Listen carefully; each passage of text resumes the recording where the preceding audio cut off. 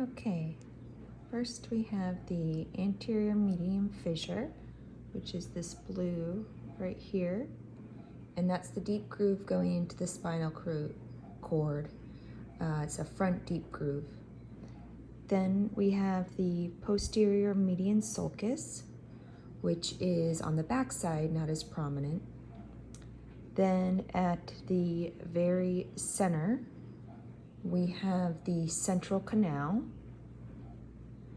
which is this circle right here. And that's the hole that travels down the length of the spinal cord.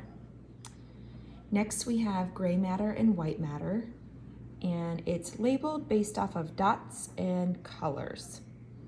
So first, we see the anterior gray horn, number 36, and that piece is kind of jutting out.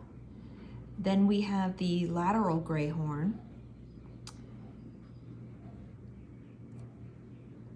Then we have the posterior gray horn, which is on the back side, number 38. And then we have this line right here that is the gray commissures, which connect the gray matter. These are the fibers that connect the two halves. So this is all noted right here. And in terms of white matter, we have a few options here. Going up, the anterior white column is number 30, which is right here, and that's the frontmost portion of the spinal cord. Then there's the lateral white column, which is on the side, and then there is the posterior white column, which is the back side. Then we have the roots of the spinal nerve. We have the ventral root, which is right here and right here, and that's connecting the front and the back to the front of the spinal cord. We have the dorsal root, which is the blue, and that is the connection to the back side.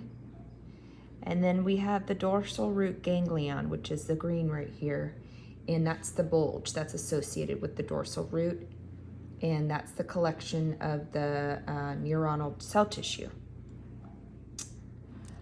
Lastly, we have two pieces, the conus medullaris, which is basically this cone right here that is the very last piece of the spinal cord at the bottom of your back, near your L1 vertebrae. And then we have the Cauda equina, which is tail and horse, which is this bundle